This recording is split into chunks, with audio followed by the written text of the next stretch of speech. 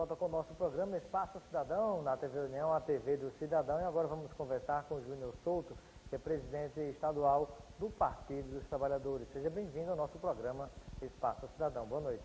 Boa noite, muito obrigado, Robson, pela oportunidade de estar aqui com você. Prazer tê-lo conosco. Eu inicio a nossa entrevista pedindo que possa compartilhar com o nosso telespectador a visão que você tem em relação a essa questão da cassação, na verdade, não a cassação, mas essa negação que foi imputada ao presidente Lula em relação à condenação do processo do apartamento Triplex. Robson, nós não fomos surpreendidos com o resultado. Acho que o andamento do processo de construção do golpe, de implantação do estado de exceção, de uma lógica persecutória contra o projeto democrático popular, contra o PT e contra Lula, mais especificamente, nos levaram a, de antemão, ter claro que o desfecho natural era que era uma crônica anunciada. Eles iriam, de fato, negar o recurso e o que nós assistimos foi um processo longo no qual a defesa de Lula dispôs de apenas 15 minutos para horas de exposição da acusação, sem, em momento algum, apresentar provas consistentes sobre aquele que é o objeto da acusação contra Lula, de que teria sido adquirido um apartamento a partir de transações ilícitas de corrupção com recursos da Petrobras, e, curiosamente, o próprio juiz Moro, no curso do processo, havia negado diante de uma representação feita. Ele teria dito que, em momento algum, teria afirmado haver o vínculo entre recursos oriundos de corrupção da Petrobras e a compra do apartamento. Ele próprio fez isso, mas manteve-se como juiz do processo, já sem propriedade, sem competência para tal, mas o curso das coisas está traçado. Infelizmente, o que acontece conosco também não é um fato isolado, Robson. No mundo inteiro, a literatura está começando a ficar farta, volumosa, se politiciza, se politiza a vida pública e a política e passa-se a fazer perseguição contra expressões, lideranças populares democráticas, porque essa é a fase de desenvolvimento do capitalismo em escala mundial. O capital não consegue conviver com a democracia. Em qualquer parte ele tem que implantar. Por que, na sua visão, né? Algumas pessoas podem estar imaginando, podem estar pensando assim, o que é que tem a ver a história do capitalismo, consolidação do capitalismo, com esse julgamento do próprio ex-presidente Lula? Dois elementos pressionam fortemente o processo de produção de mercadoria. E o capitalismo é um sistema de produção de mercadoria. Há 5, 6 décadas fala-se bastante sobre a quantidade de capital que deixa de ser capital para viver da especulação, da usura na esfera financeira. Ele não compra mercadoria, ele não compra trabalho, ele não industrializa, ele vive dessa usura, da especulação financeira. A esse problema tem se somado um outro problema. É a concorrência cada vez mais veloz, as novidades científicas e tecnológicas que vão progressivamente excluindo os países, as nações dessas tecnologias. Daqui para frente teremos um curso mais excludente das economias nacionais, do processo de desenvolvimento global. E, por outro lado, Robson, uma quantidade grande de capital está deixando de ser capital para virar capital morto, porque essa velocidade de desenvolvimento científico e tecnológico torna caduco empreendimentos caríssimos. Então, pressão de um lado, porque uma parte do capital deixa de ser o vira dinheiro, e uma parte de capital morre para que se possa ter o atendimento ao elemento concorrencial e para fugir uma lógica que é de sempre cair as taxas de lucro do capital. Para fugir dessas duas coisas, eles há longos anos vêm formando profissionais na área do direito, oferecendo cursinhos. Esses juízes do Paraná são alguns desses. Uma grande parte deles são fundamentalistas. Então, se soma o interesse do capital. Em que aspecto? Jurídico, religioso? O Dallagnol, por exemplo, foi o exemplo mais expresso, né? Como se o juiz pudesse se investir de uma missão religiosa, moral, afastar-se dos ditames da lei e deixar de julgar com base em provas, com rigor processual, isentar-se, manter parcialidade. Nós vimos um espetáculo de vazamento de informações, de prisões coercitivas, seletivas, e mesmo agora, depois da condenação de Lula, já havendo arquivado o processo contra Aécio, o fizeram agora também contra Alckmin e contra... Seriam dois pesos e duas medidas? 2 pesos e 2 medidas. eles estão a serviço do capital, não a serviço da lei. Mas isso é uma coisa muito rica.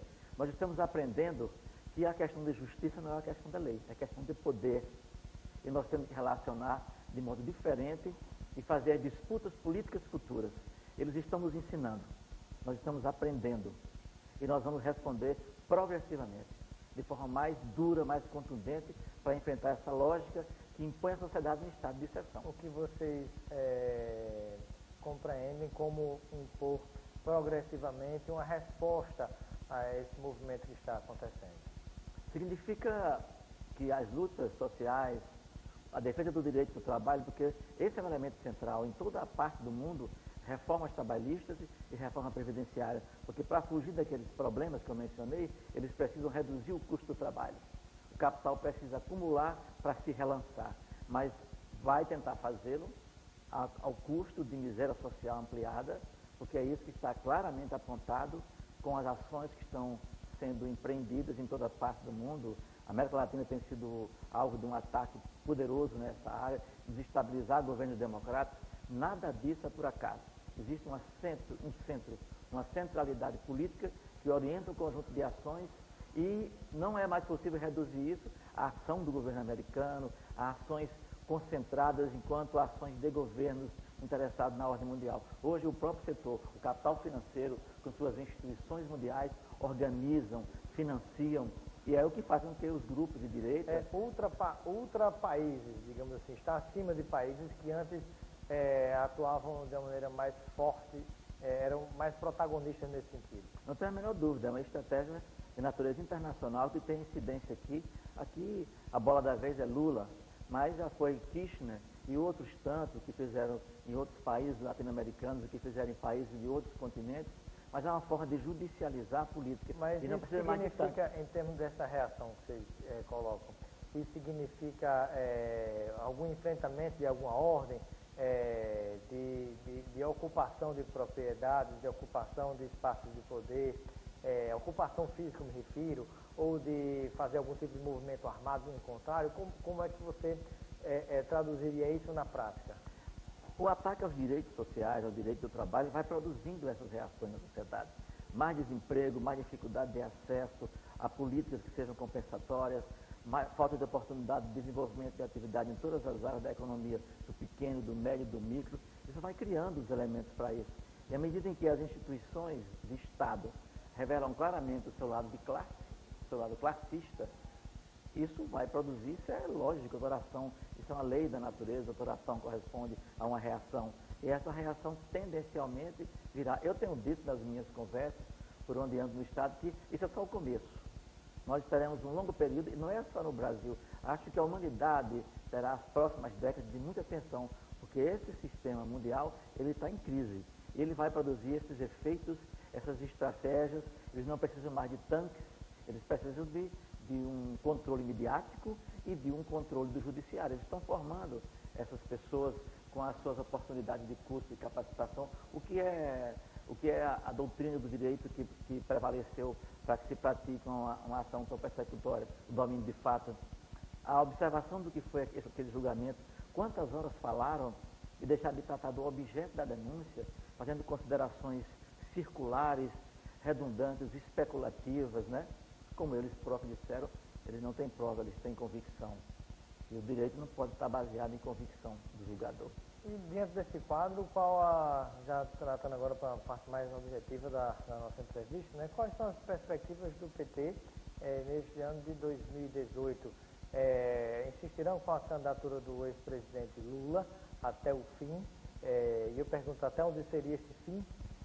Ou se pensam em alguma outra alternativa? Não, dia 25 eu tive o privilégio de estar em São Paulo para o lançamento da candidatura de Lula.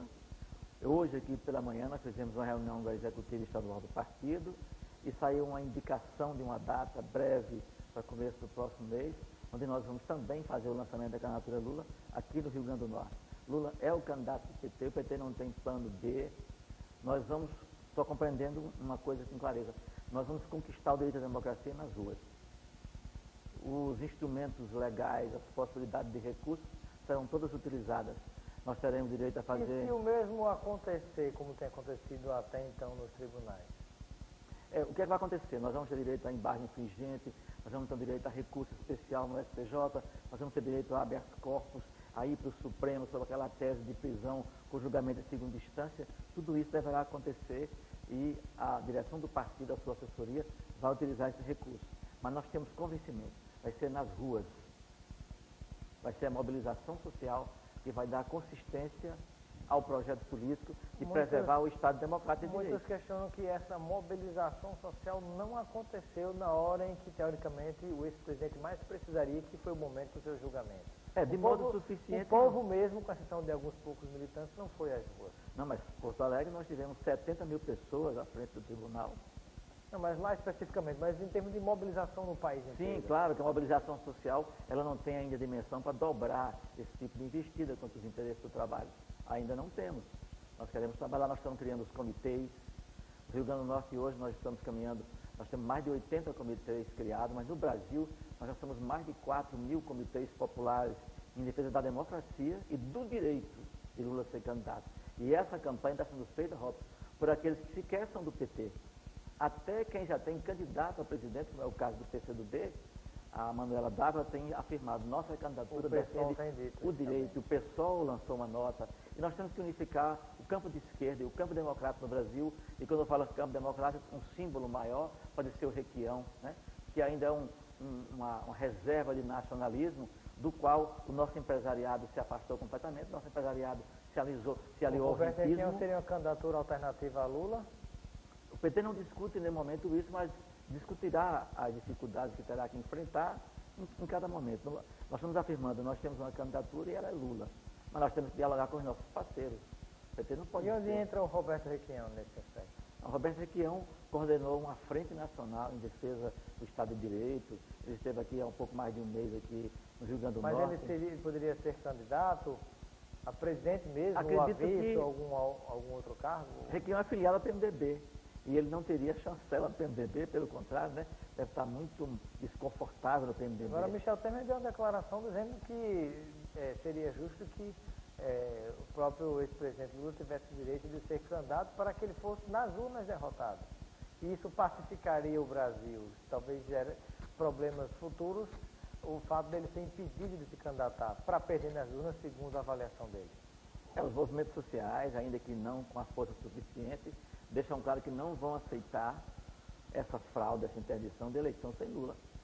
Nós vamos tensionar as lutas sociais no Brasil, nós vamos orientar-nos, e o Lindbergh está sendo questionado, como a igreja, pelo deputado do Rio Grande do Norte, Rogério Marinho, que é interpelado na Comissão de Ética, porque eles pediram rebelião civil, desobediência civil. Nós vamos caminhar para endurecer as lutas nas ruas, não tenho dúvida quanto a isso.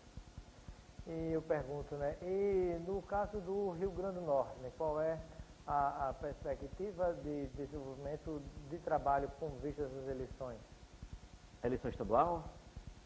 O PT vem discutindo o nome da candidatura, nome da senadora Fátima Bezerra, que tem aparecido muito bem nas pesquisas.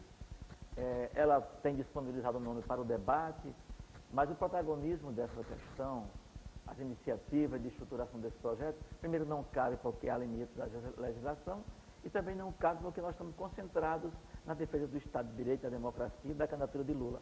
A candidatura do Rio Grande do Norte, ela vai ser tratada com a atenção devida mais à frente, um pouco mais à frente. Há um vínculo da candidatura do plano local Rio Grande do Norte com o plano nacional?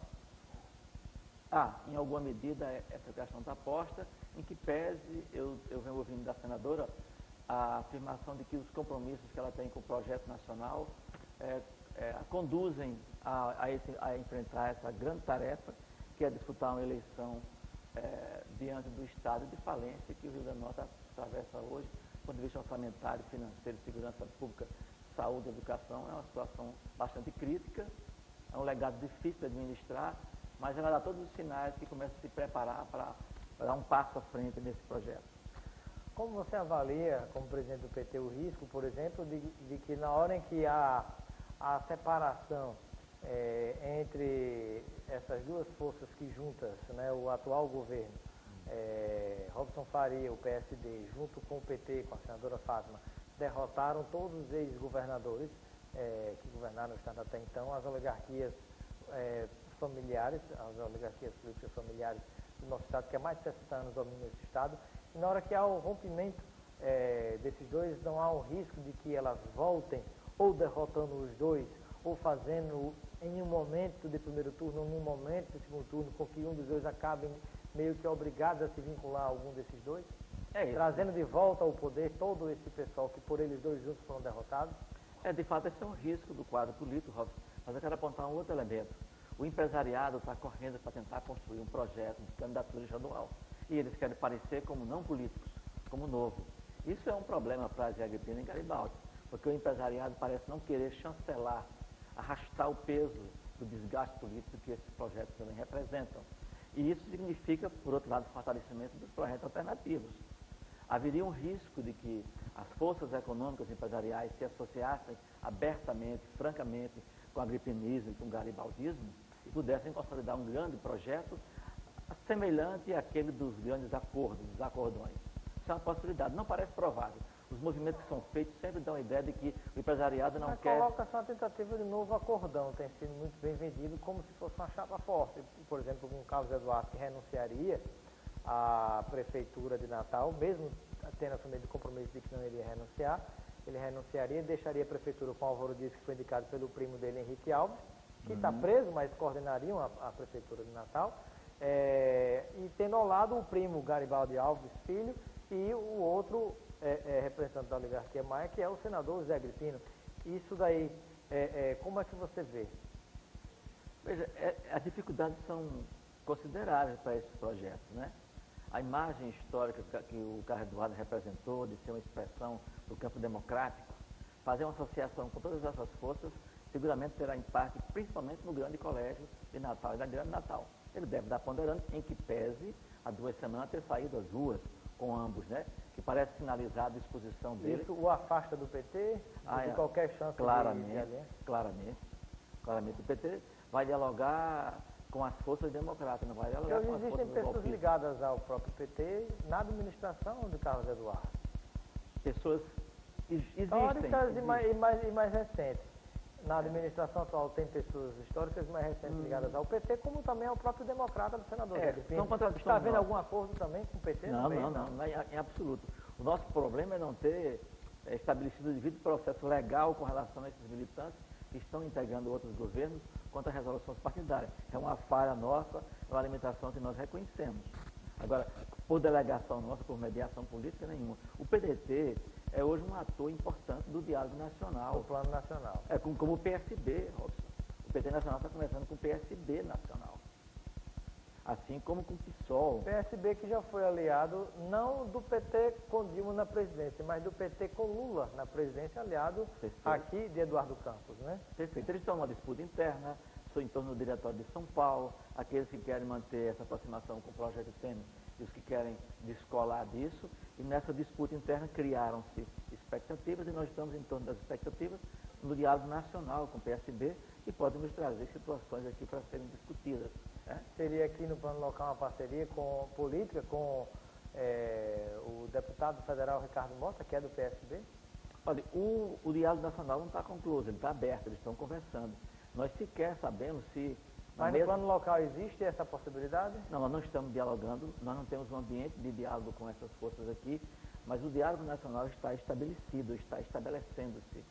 Em ele sendo estabelecido, a direção nacional nos enviará as comunicações. A resolução do nosso último congresso diz que nenhuma aliança estadual será homologada sem o aval da nacional. Portanto, eles têm um controle sobre isso. E nós temos que esperar pacientemente para, eventualmente, observar essas demandas, né? Mas nós não temos iniciado nenhum processo de comunicação. Aqui no Rio Grande do Norte, nossas conversas estão se limitando ao PCdoB, à conversa com o Zenaide, e estão analisando conversa com outros partidos aí. Muito bem, o nosso tempo está chegando ao fim. Eu gostaria de agradecer a sua participação no nosso programa Espaço Cidadão. Seja sempre bem-vindo. Eu deixo um momento final para as suas despedidas, suas reflexões junto ao povo de Natal e do Rio Grande do Norte. Nós gostaríamos que esse momento histórico, esse momento de nossas vidas, pudesse ser momentos que nós pudéssemos, a partir do que nós fizemos nos últimos 14, 15 anos no Brasil, de inclusão social, de ampliação de direitos, que o Brasil pudesse estar disputando o futuro pela política, no campo democrático, nas regras democráticas, a partir desse legado para avançá-lo, para aperfeiçoá-lo. Infelizmente, nós estamos fazendo esse debate, iniciando esse debate num ambiente de retrocesso político, de retrocesso social, de retrocesso cultural, porque além de tudo mais, a gente nem pôde falar sobre isso, Robson, o Brasil virou um campo também de ressentidos, de odiosos, de indivíduos que querem resolver as diferenças a todo tempo, pela ação violenta, pela grosseria, pelo espancamento, pelo choque, né? Nós não desejamos, mas a gente não teme, não. Nós não desejamos isso, mas a gente não teme. Vamos fazer a disputa política e democrática nos limites que couber e que forem necessários. Muito bem. Quero agradecer a sua presença no nosso Espaço Cidadão. Seja sempre bem-vindo. Obrigado, Robson. Você pode assistir novamente essa entrevista acessando o nosso site, nosso blog da Política e Cidadania, www.robsoncidadão.com.br. Acesse e assista a esta e outras entrevistas que realizamos já aqui e nos demais veículos de comunicação também. Uma excelente semana para você que nos acompanha em todo o Rio Grande do Norte. Ficamos por aqui e até a próxima segunda-feira, se Deus quiser. De volta com mais um programa Espaço Cidadão ao vivo e com a sua participação. Até lá.